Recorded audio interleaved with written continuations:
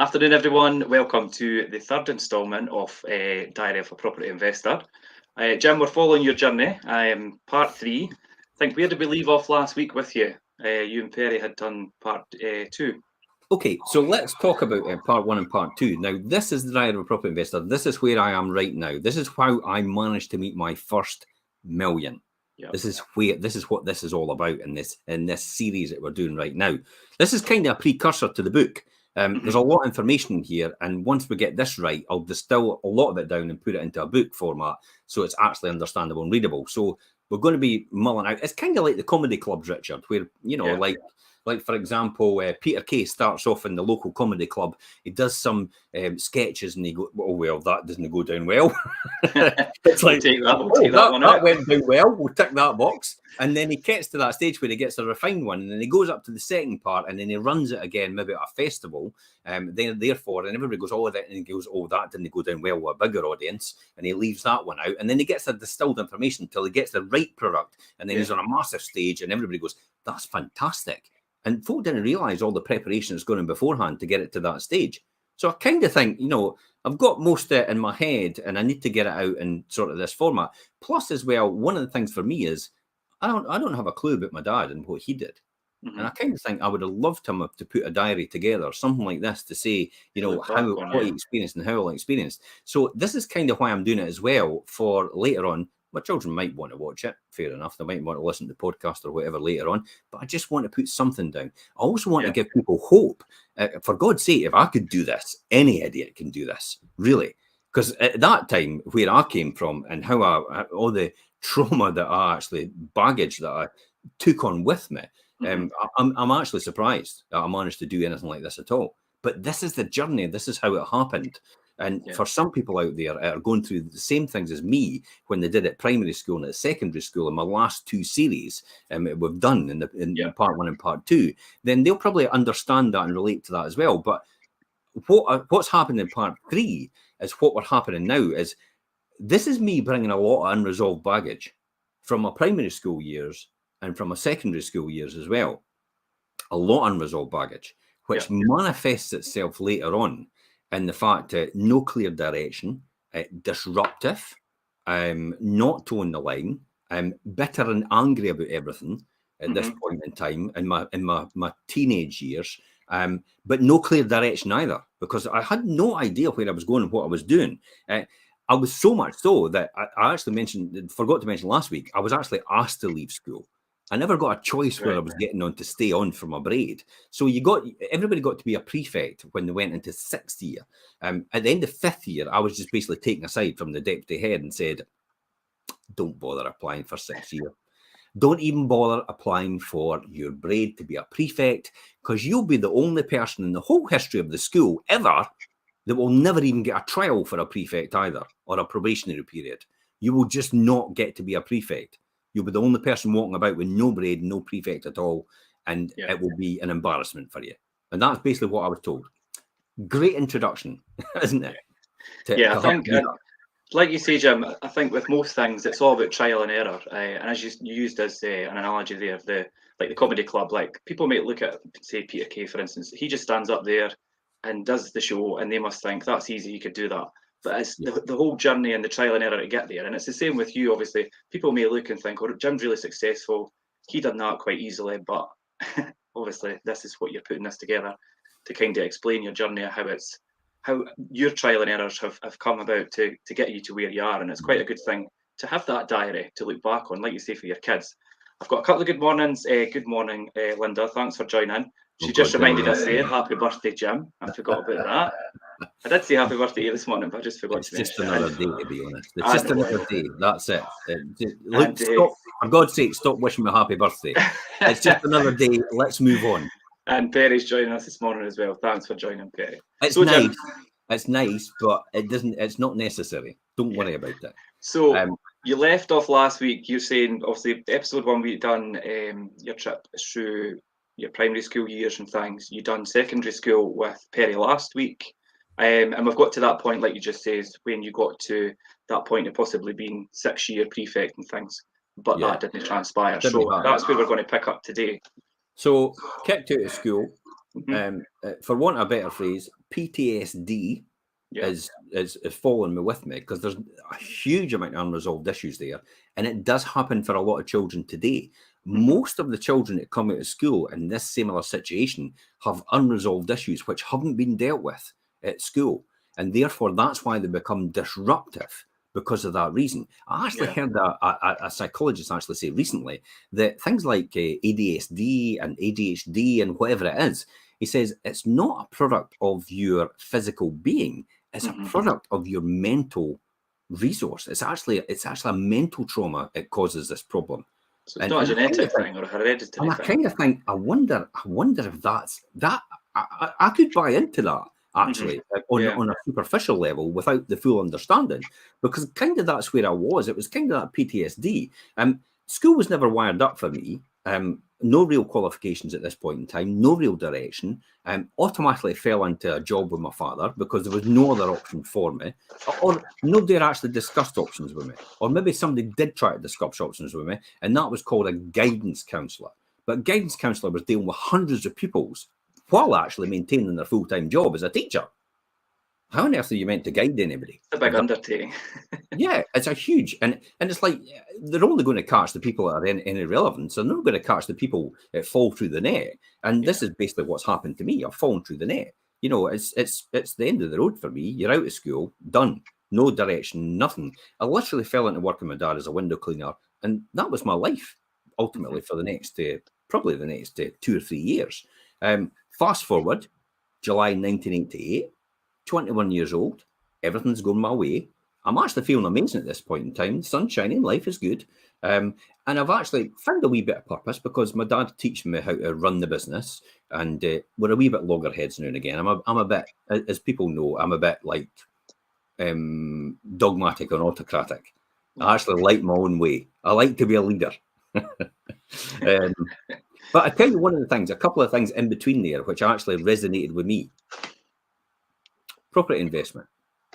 I remember watching the Cook report, and it was a horrific report about private landlords in London renting property to people, and more or less slum landlords, and their attitude towards the tenants as well.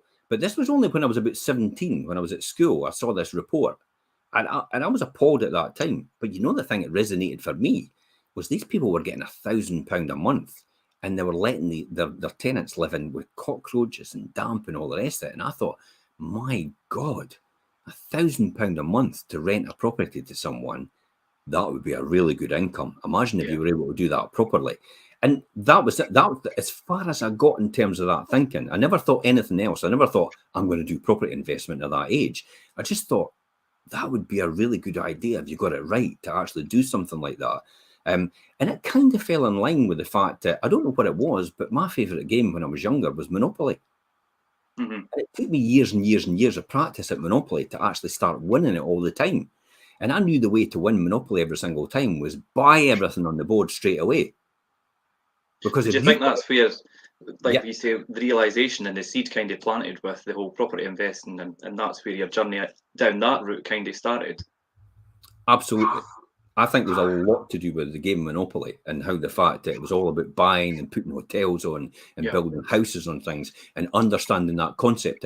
Now, funny enough, actually, Robert Kiyosaki takes that one step further and does the cash flow game, which is basically an extension of Monopoly, but instead of dealing with houses as well, it deals with life, with having children, with losing your job and stuff like that as well. So it's a similar, it's an extra onto that, and that is still completely relevant to today. So, you know, that's kind of where I had it.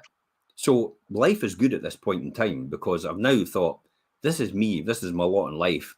I still was very cynical about everything. I used to see books on the shelf. It used to be about teaching you how to be a millionaire. And my cynical approach to this was, yeah, you're going to be a millionaire because what you do is you write a book on how to become a millionaire and sell it to everybody. And as a result, you become a millionaire. Funny enough, that's like some gurus or furus, I would say. With their courses, they become millionaires because they sell courses.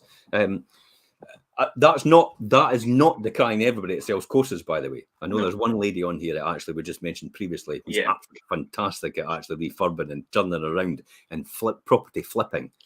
So That is nothing. And passing on her knowledge, people like out what there you are do. genuinely really good at this, and I would say do your due diligence for that. That's one thing I've learned. So, 21 years old. Actually, at the 21 years old mark, this is where I met the most beautiful woman in the world. Her name was Elaine, actually, and I knew I was going to marry her, but at that point, she didn't know I was going to marry her. I was just going to say, did she know that? She had no idea. No. Punching well above my station. However, when the dream's big enough, the facts don't count, do they? Yeah. Still working for my father as an industrial cleaner. At that point in time, I'd upgraded from a window cleaner to industrial cleaner. We're cleaning shops, we're cleaning post offices, and we were doing the internals and outsides. I think we'd moved into the golf clubs as well and doing them as well. So we'd moved the business on a wee bit. And there was plans, obviously, afoot at some point in time that I would end up taking over the business with my brother. Life doesn't get much better than that when you've kind of got it sussed and you know where you're going at that point in time. But what I didn't know at that point in time is someone else had other plans for me, and my path was about to change forever. Now, this happened one night at the golf club. Well, you know the kind of place, the air smells, the musky smells of cigarettes, carpets weren't quite right, the alcohol smell all the time, musty furniture, and the person that's going to change my life forever sitting across the table from me at this point in time. I mean, I always looked up to him and I always played second fiddle to him. And whenever challenged by this person, I would always back down because I knew he would take no prisoners. This is the time when his jealousy gets the better of him. He begins to pick on me while he's drunk because he sees I've got it all made. And at this point in time, this person doesn't have it all made. And I casually tell him he's out of order because he starts picking on Elaine at this point in time. And here it comes. The fists start flying in the air through my direction. And it hits me in the face at this point in time. And then that's when all I remember, my mind just goes blank. I've never taken a stand against this person in my life. And you know the feeling, probably yourself, when you've got to that point where enough's enough, I'm just not going to take it anymore. Breaking. And it's almost like somebody takes over your body and it just goes for it. Your chimp in your mind, just the emotional response just is right in there straight away. The next minute, I'm actually being dragged off him, and he's dragged out the room. And as I begin to realise what has happened, all I can hear is the panic all around as this person shouts to me, "I'm going to kill you." Now, at this point in time, I'm shitting it, genuinely, because I know he doesn't. He really means this. I'm sitting in the chair, trembling with fear, my head's in my hands, wondering what the repercussions would be. He's never backed down before, and he would rather fight to the death and lose, this person. It's the first time in my life I've actually stood up to him, and literally I'm terrified of the repercussions, as I've said. In this situation, anyone else would just steer clear of him until it blows over. But what you don't know, it's my brother. We both live in the same house. And we both work together in the same business. He's my boss. I'm devastated. Now, what do I do now? How can I go on? Life will never be the same. Fear kicks in at this point in time, and I'm left with no choice but to leave the home and my job. And that night, one fell swoop, that was it done. Homeless, unemployed, just like that. How could that happen? And why did it happen to me? That's what I asked myself at that point in time. I can't believe this one event had control, and I had no control over it. And it has left me with nothing. At this point in time, everything is actually gone. What will I do now? Where will I go? Who will help me? See the embarrassment you have at the age of 21, with having nothing and nowhere else to go, no skills, no income, and no home. Could it get any worse? Have you ever felt vulnerable? That's what I would ask other people out there. Have you ever felt no control of your life? Other people were in charge of what you did and how it worked out for you. That's how I felt at that point in time.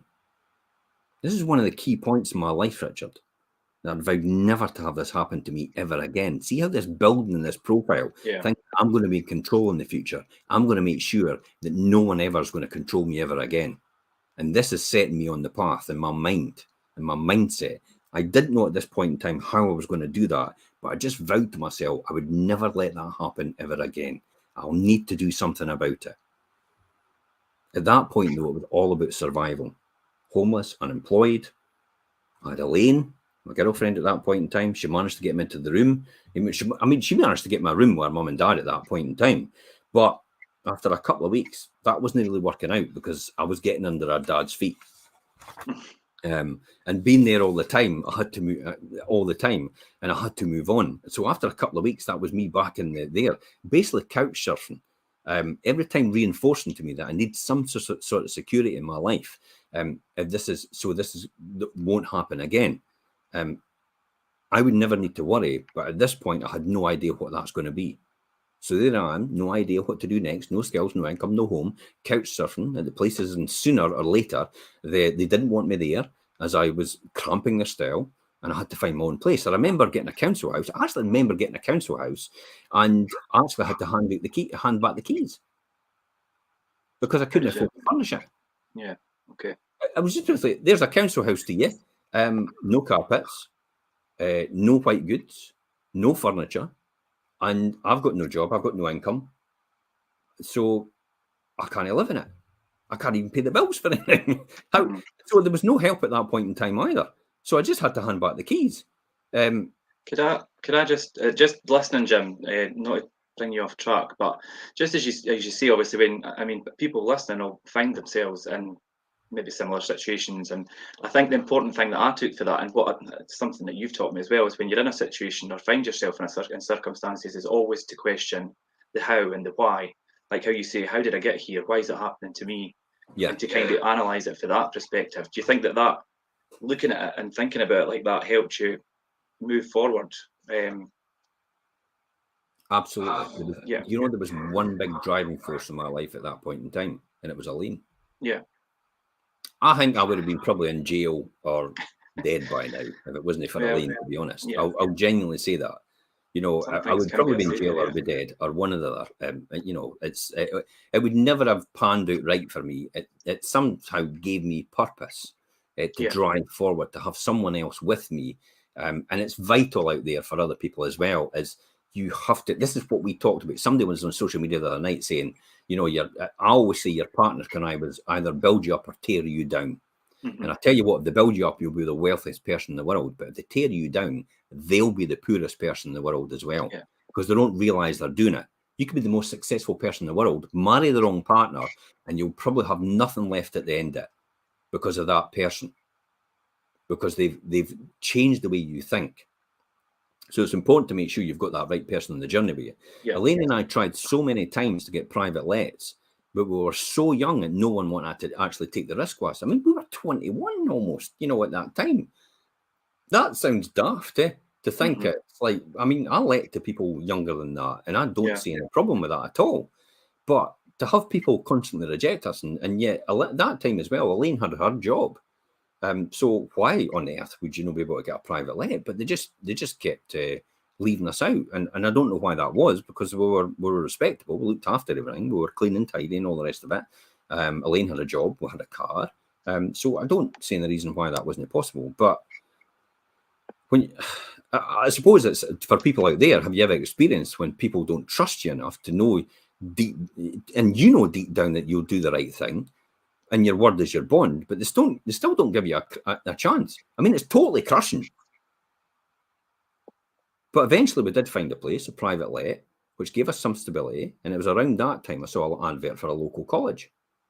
So the local college, incidentally, we were with Elaine's auntie as well. And then she, at some point in time, after going there, said, should you get a job by now and all the rest of it? It's like, I'm still trying to work out what I'm doing and get on my feet. Never mind. So it was almost like somebody else having a go at me and say, well, you can't stay here if you've not got a job. And it's like, oh my God. It's like, can you just give me some time to actually sort this out?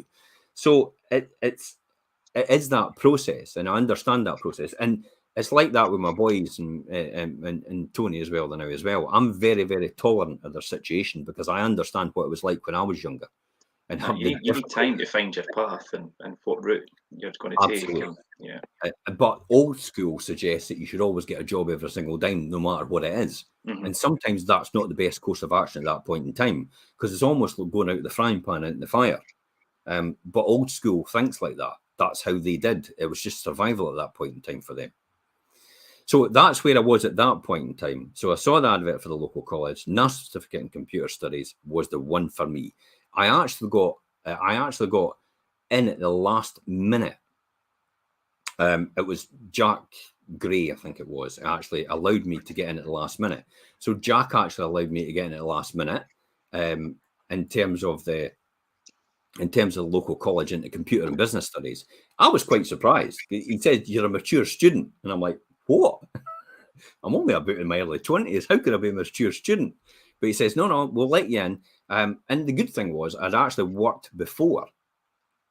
So the great thing about working before was if you'd had 3 years of national insurance, they actually paid your college course for you. I know education's free at that time, but they paid your college course for you, and you actually got access to a bursary, which was a wee bit of support for travel costs. So I managed to get access to that as well. But one of the things I actually learned was when it came to things like council tax and that, what they actually said to me is like, you're not available for full-time work anymore, therefore we'll not give you benefits anymore, therefore you'll have to pay more or less all your council tax yourself, or whatever that was at the time, the rates for the house that you're in, that you're renting, and you don't get any subsidies. And I goes, but I'm actually on a low income, and at college I actually try to better myself. Surely that should give me some more help than somebody that's actually on the dole. And they went, no, you have to pay more than the person on the dole. That's crazy. Yeah? That's mental, and I'm sure that's still like that today. And the fact that you're not available for full-time work because you're in full-time education, but they don't give you actually the support that they would actually give you if you're actually on the dole and not actually working at all. Yeah, I think if you're in full-time education and on your own, you'll get your discount and things. But you don't actually get as much discount as you would if you were actually completely unemployed. Yeah. Work that one out. You're better off being unemployed in that situation. However, you get yourself caught into a poverty trap if you're like that. I never wanted to get caught in the poverty trap. I had no idea about the National Certificate in Business and Computer Studies, by the way, because I'd never learned anything in years. And I remember when I went for interviews in between for things like the RAF. I got to the third interview in the RAF, the final interview. The commanding officer at that time, before I went on this course, actually said to me, "I'm not going to accept you, even though you're the perfect candidate for the RAF, because you've not even discussed it with your partner, because she has no idea what this is all about, and we're not in the habit of breaking people up." Yeah. Thank God for that commanding officer. I never got into the RAF, because I wouldn't be where I am right now. So I could take my hat off to that boy for no actually letting me in and actually letting me go on to being qualified and going up my qualifications. Remember when you do fractions and stuff like that, I had no idea how to do fractions anymore. I had no idea how to do anything. Everything I'd learned at school, I'd actually lost anything of that at all. Because after about 3 years of education, if you leave it for 3 years and you don't keep studying that, then it disappears from you completely. You forget about it. You're maybe capable of learning again, but all that stuff you've learned is now gone. This is how about continuous education, how it's so important when you're a letting agent, when you're a estate agent, when you're actually a property investor, when you're a anything like that. You keep abreast of that.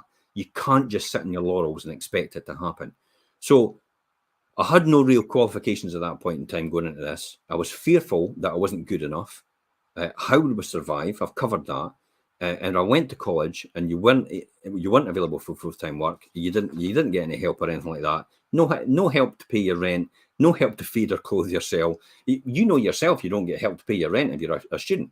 You sometimes have access to a fund that will pay you maybe £200, but it'll certainly not pay your rent. So you're out on a limb and you're left to fend for yourself. That can't be a sustainable system for our education, especially if you've got to help somebody get on that. And that is for me in hindsight now, when I look at that, think about the amount of people that actually could have been successful at what they did, but they weren't given the chance because of the funding available. Yeah. Yeah, I think that there's things, you get SAS grants and things now as well. But it's still not going to help you in the grand scheme of things if when you add everything up. So here we are right now, Richard. Picture yourself sitting around the gas fire, not able to afford to actually put the fire on, and your only luxury, and I really mean this when I say my only luxury, was actually having steak sausages with our beans and chips. That's how difficult it was. We had beans and chips most of the time because it was, carbs and protein at that point, but we never knew anything about that. We just knew beans and chips were good and it was sustainable. It kept you going. Finder's crispy pancakes now and again as well, which you got from, the local farm foods or whatever it was at that time. But literally, if you were having meat and stuff like that, it was a real luxury at that point because you'd really had no money to that at all. You also have to bear in mind that, at this point in time as well, I've still continually been told by my peers, what makes you think you're so special? And that's no for the likes of us. And you don't get ideas above your station. So at that point, my entrepreneurial spirit had been knocked truly and cleanly out of me. And that's why I had all these reservations when I went into college. For the first time, I was completely terrified. But as you know, when the dream's big enough, the facts don't count. So I felt the fear, did it anyway, applied for college and got accepted. Mature student. I had a direction now because I was accepted. And it was really, I had to succeed. This was all or nothing at this point in time. Because this was my last ditch attempt. I've been accepted to college to do a computer and business studies national certificate. And it was Monte Carlo or bust as far as I'm concerned. Now, you've heard that phrase before, but this is the phrase I took from that point in time. This is all or nothing, all in. This is no turning back now. You have to succeed. I remember my mother and father actually saying to me, I think you're making a big mistake when I actually left the house. When I left my job and left the house that night. I think you're making a big mistake. It's not going to work out. Real encouragement. They're only doing their best when you think about it at that point in time. But hopefully people out there will learn from that, what I see as a mistake, to learn for their children, to understand them and understand where they're coming from and get a bit of experience about what my experience was like at that age as well and how I felt in their position. Mm-hmm. So it's Monte Carlo or bust. 3 years of disciplining myself consistently to study every opportunity. And this is all about sacrifice at this point. Sacrificing holidays, sacrificing nights out, not being able to buy nice things. I came out of college, and in between as well, actually, before I say I came out of college, what I came out of college with, in between there, I remember I used to take my study books to everywhere. We used to go out to the bingo now and again on a Sunday night, and I would actually take my study books with me to actually study in that half an hour in between the first session and the second session. While everybody else enjoyed themselves and talked, I just sat and studied for half an hour. On birthdays, I sat and studied. On Christmas Day, I sat and studied. On New Year's Day and New Year's night, I sat and studied for the next 3 years consistently. The first year was National Certificate in Business and Computer Studies. The next year after that was a national diploma, a higher national diploma in accountancy. Now, the great thing about National Certificate was it allowed me to introduce me to business studies, accountancy, and computer studies. And then from there, I applied for these 3 higher national diplomas in these 3 disciplines. And what I found at that point in time is I excelled in accountancy. Now, think about this. How could somebody excel in accountancy and yet fail it miserably at high school and not even get a mention in the O grade or even the higher? And yet at this point in time, I came out as the top student in National Certificate Computer and Business Studies of my year for that very reason. I had distinction in everything. Now, distinction is 90% or more in every single course, every single thing. So see how that focus and discipline has now applied later on in my life. Yeah. And then the next after that, the accountancy, I actually came out and won what was the Carter Cup at that point in time, sponsored by Carter's, the accountants, who are now another company because Carter's don't exist anymore. But I came out as the top student in accountancy with a higher national diploma as well. Again, what does that tell me? It's like, how is it possible that you can come from school and yet excel in it from there? What does that say about the school system and how that operates? I was just going to say, do you think that's you think it's down to the teaching, the way that you were taught, or do you think it's your mindset, or do you think it's a combination of both? Or combination of everything, Richard. Point of readiness. I was ready for it at that point in time. I had purpose. I was driven now because I was with someone else. I was with Elaine. So I had purpose. We had a dream together, and I wanted to make it happen. Every single time I used to say, well, this is going to be this, this is going to be like this is going to be like that. We're going to do this, we're going to do that. And I used to talk about where I was going, how I was doing it. This was way before goal setting, way before books and tapes and functions and all the rest of it. This came later on. But I had this driven in my mind all the time about where I wanted to be. I wanted to be a qualified accountant. I thought at that point in time, I mean, let's just recap. I felt on top of the world, being the best student 3 times, remember. The third time was also when the ACCA professional exams. I ended up being their top student as well. Yeah. So again, top student again. I even got married at that time. This was quite a funny one. I found out in my tax course that it was advantageous to be actually married because you were getting an extra £500 a year as a married man at that time. So I immediately ran home to Elaine, the old charmer that I am, and said, wait a minute, we're getting 500 quid if we're married every single year in our hand. Does that not make sense? We've been living together for about 3 or 4 years. Let's just get married. So literally we were married within 2 weeks. Everybody thought, you must be pregnant. And it's like, no, me, by the way, Elaine. And it's like everybody was asking her, and it's like, no, we're just getting married. We're just going to get married in 2 weeks. That's it, done and dusted, out of the way. So that was a lesson in itself. It showed me if you wanted something bad enough, you'd find a way to make it happen.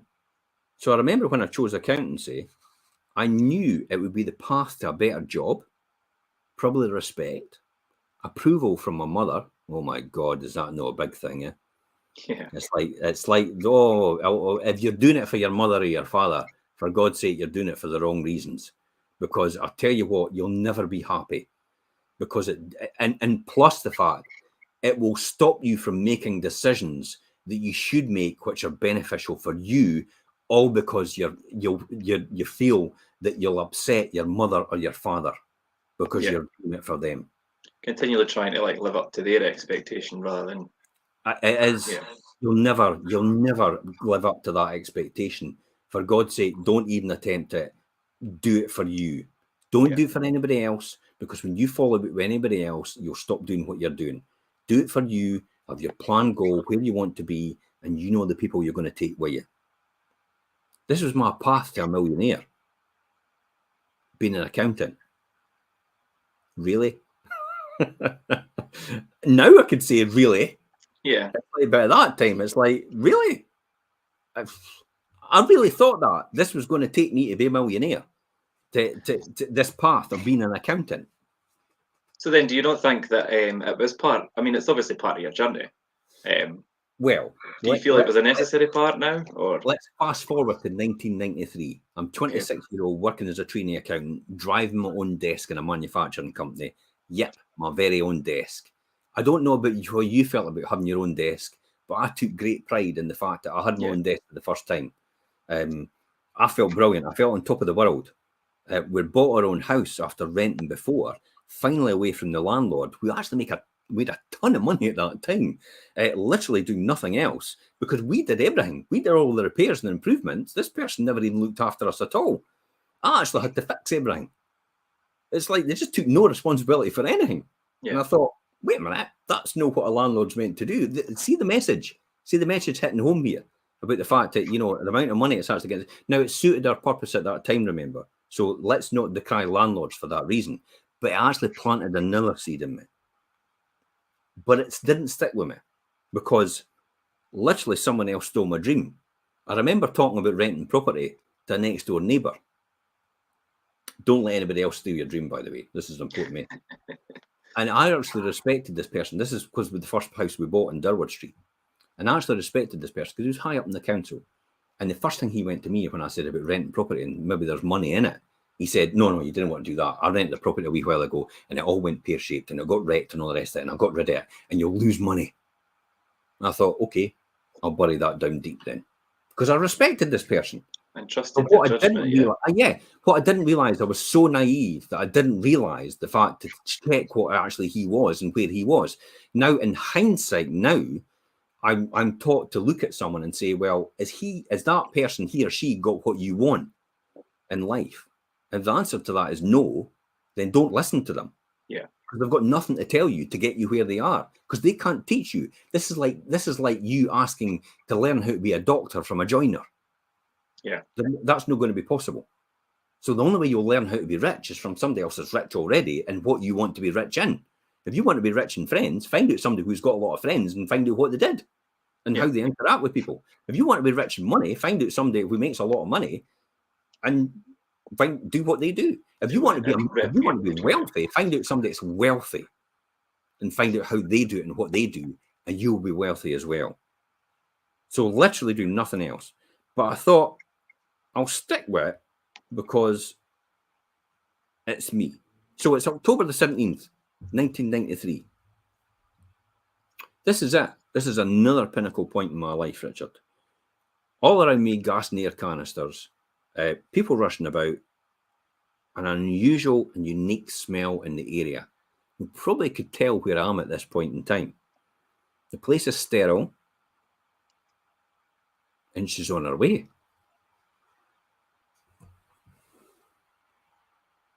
This is the first time I heard the cries of my daughter, Tony. This was a pinnacle point for me. Yeah. I remember Elaine had left the room at this point in time, and I held her in my arms for the very first time. And actually said,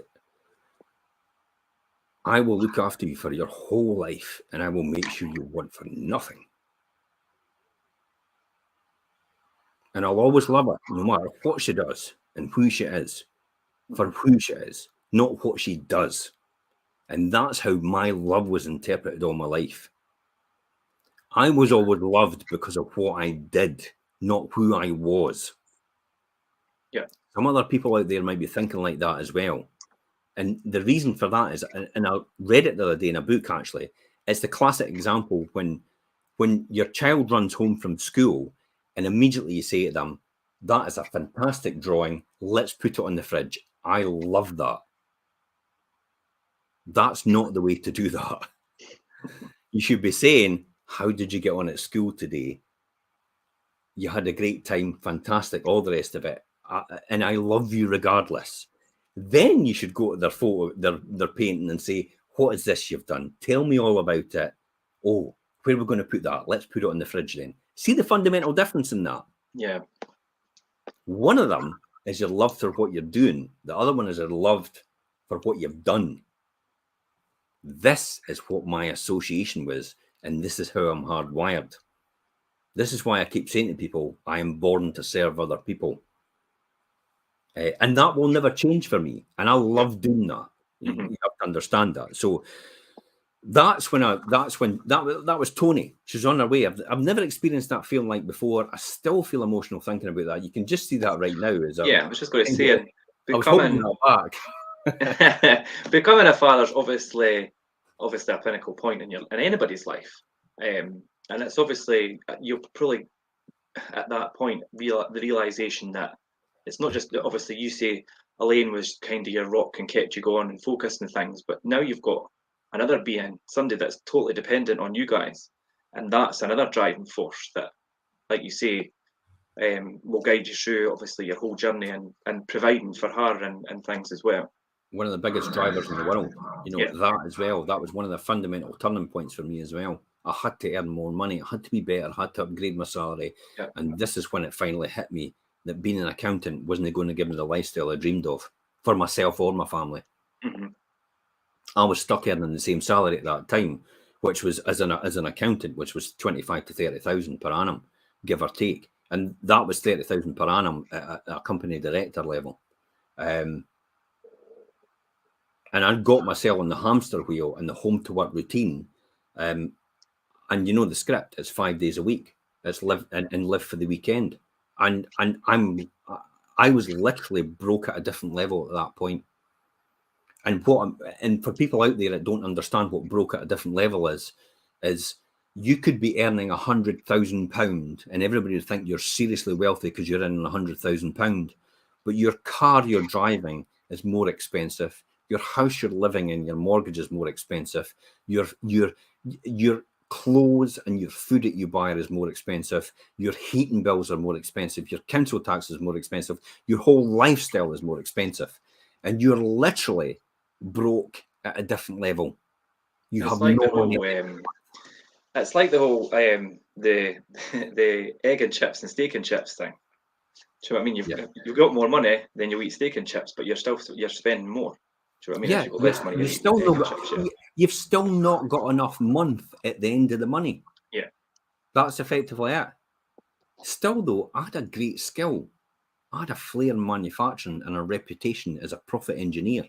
I literally, when I went into my career, I literally used to start a job and I used to take that whole job and minimize it in efficiency right down to half the working week.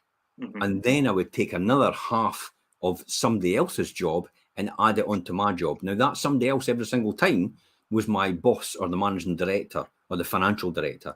So I used to get huge amounts of experience of what they were doing as well. I didn't bother about that. That was a great learning curve there. That was like exactly what you did, Richard, which was become an intern to me initially in order to get the experience to get the job eventually. And that's exactly what I did with my bosses. I just said, hey, I've got more time on my hands. I've made this more efficient. If you got something else I can do, you got something else I could. I was never afraid to go back to my boss and say, I'm at a limb. I've got nothing to do. Have you got something I can do? Because I was always very confident at that point because of everything I'd done in my courses and everything I'd done and been the top student 3 years in a row. I was very confident I could just walk out and get another job somewhere else easily. Yeah. And our lifestyle, even at that time, had been built on one of us working only. And yet both of us were working at that point in time. I did everything, by the way, when Elaine was at work and I was a student. I did the cooking, the cleaning, the house and the ironing, everything. I didn't see anything wrong with that. At that time, it was kind of like, what, you're doing women's work? it's weird. But I just thought that's what you would normally do. I'm not going to sit at the telly all day and wait for my wife to come home from her work and then have to do better make my tea and do the ironing. It's like, really? It's like, I'm studying all day, fair enough, but I can still fit that in. So that was kind of my routine. But I had that great skill in manufacturing, which I became a real good profit engineer. And what I meant was I was able to look at things and actually make them more efficient just by actually adapting them and changing them and making them run better and making them yield more results, better results out of what they were getting. So I was able to do that. I got a real good reputation for that. I was able to, and I got that. My energy levels changed up a gear, and I began to become more alert of new opportunities. And it was at this point that's when the opportunity was ready and preparation met. Some of you will have it today. I was introduced to a business that could go alongside my job. This was the business that could potentially make me a millionaire at the side hustle, what I was doing. Now, that business is another story, but the system that ran alongside it. Now, the business was network marketing. Well, and everybody knows what network marketing is. It's like you introduce another person, and then you build a network of people, and you get rewarded for building that network of people and making that huge turnover and bonuses, and then you can set yourself free because essentially that system will eventually run itself. So I went down that road, but the thing I was introduced to was the most important point was actually the system that ran alongside it. It was actually books to read. It was mentors to mentor you for free.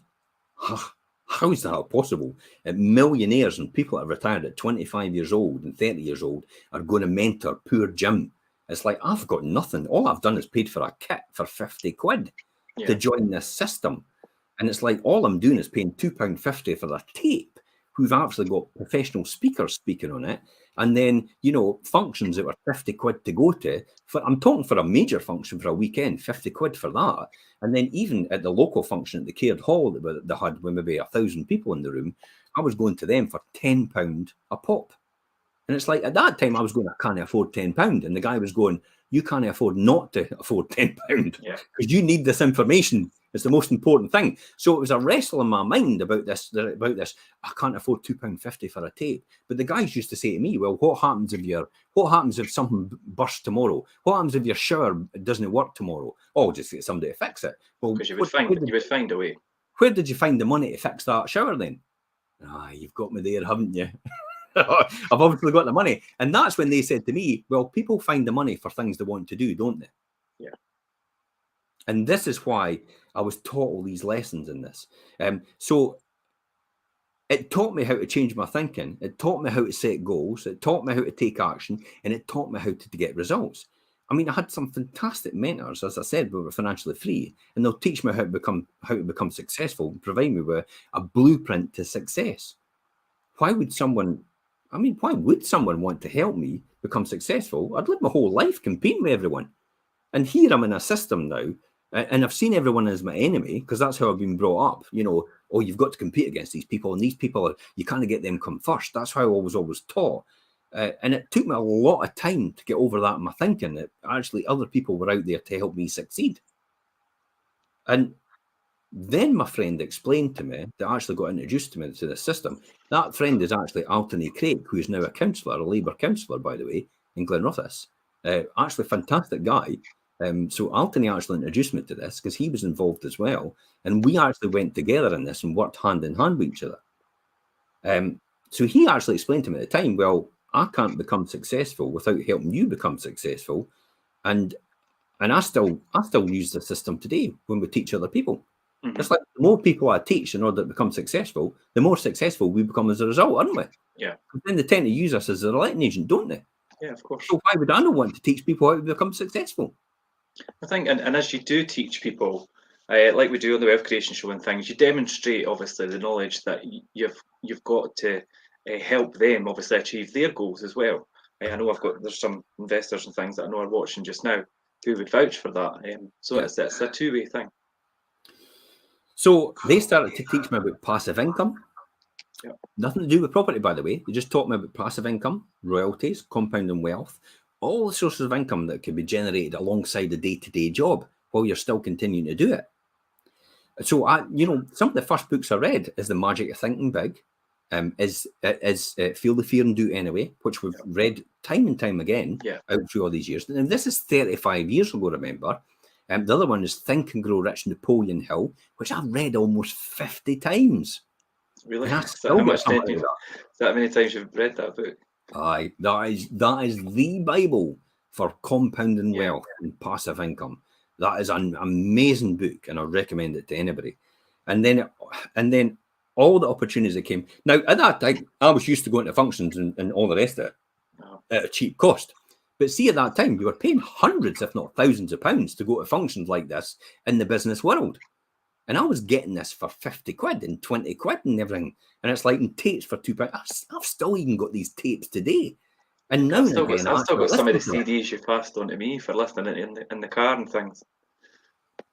I mean, I've listened to all these things every single time, and I still listen to them over and over again, and I still remember all these people that actually had. Gary's asking what that title was again. That's Think and Grow Rich, Napoleon Hill, Gary. So Think and Grow Rich, Napoleon Hill, the best book you'll ever read on compounding wealth. It is the Bible. Yeah, everybody will say that. Other ones are as well as classic example is the Robert Kiyosaki one as well. I can't remember what it's called, but the initial Robert Kiyosaki book, which is about compounding wealth as well. Rich Dad, Poor Dad. That's the one. Yeah. But I actually met Rich Dad at some point in time, and he mentored me as well. Not Kiyosaki, but Keith Cunningham. It also taught me things like the laws of attraction. I mean, have you ever felt this way? Suddenly out of the blue that you wanted something so badly it actually happened. And it did. And yet you'd been thinking about it for ages. And what you think about the most actually happens. And if you think negative thoughts, you'll get negative outcomes. So if you think about positive, you'll get positive outcomes. And literally it is that simple. And it's us that complicate it most of the time. That's what I began to realise. We get in the way of ourselves. Yeah, I agree with that. Now, remember the landlord that was literally taking money for nothing. Well, it got me to thinking, and I started to look into property investment at the same time. I have to admit, again, I was fearful, but then I learned from my college days in 1988 that action leads to results, and if the numbers made sense, I should just feel the fear and do it anyway. See how that programming's taken place. Now, remember, this is almost over 5 or 6 years after I've actually in college. So remember, college is going first, which is 3 years, and then I've got into industry, and then I've got another 2 or 3 years there. So I've got about 5 years there, and then I'm in industry, and then I've got to learn all this from network marketing, from the business that ran alongside in the books and tapes and functions.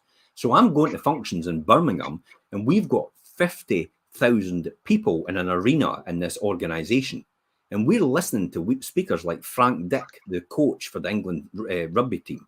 We're listening to speakers like Sir Ranulph Fiennes, the famous explorer and mountaineer.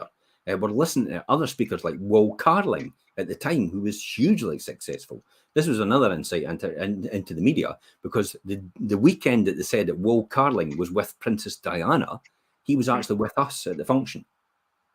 So I began to realise, and the penny started to drop, the media actually lies openly, and they don't care what they say as long as they get a headline.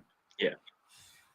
So it was a real early lesson for me, in order to get again reinforcing for me every single time about facts.